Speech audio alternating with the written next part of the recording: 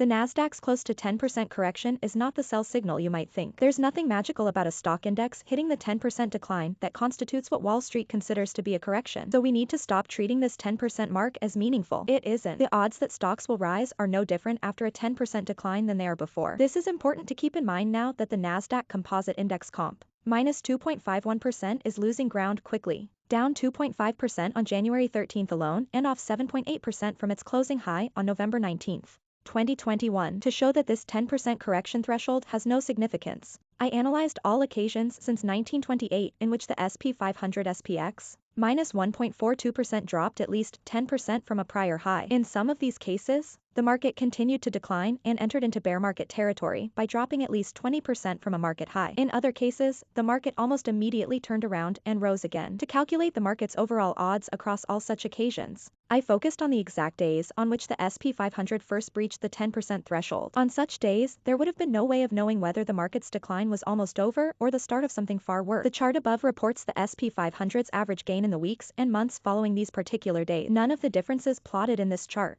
is significant at the 95% confidence level that statisticians often use when determining if a pattern is genuine. In any case, notice that the stock market's average return is often greater following days on which the stock market first steps over the 10% decline line in the sand. It could be that these results are being skewed by a few outliers. To test for that possibility, I calculated the market's odds in a different way. The percentage of time the market was higher over the subsequent month, quarter, 6 months and 12 months. The chart below reports the odds calculated in this second way. Again, none of the differences is statistically significant. What explains these results? You may be surprised by the data in these charts, but you shouldn't be. The stock market is forward-looking. The market's level at any given time already reflects all currently known information. That includes how the market has performed up until that time. For purposes of illustration, let's imagine that breaching the 10% decline threshold really did indicate that the market's prospects had suddenly deteriorated. In that case, investors would immediately sell stocks upon such a breach, pushing prices down even further until the market hit equilibrium. This is how market efficiency works. The net effect would be that the threshold stopped being meaningful. What does all this mean for the next time the market does breach this 10% threshold? If you're backward looking, you can bemoan a 10% decline. But as an investor, looking forward is what you want to do. Mark Holbert is a regular contributor to MarketWatch. His Holbert Ratings tracks investment newsletters that pay a flat fee to be audited. He can be reached at marketholbertratings.com. More. These SP 500 stocks have cratered,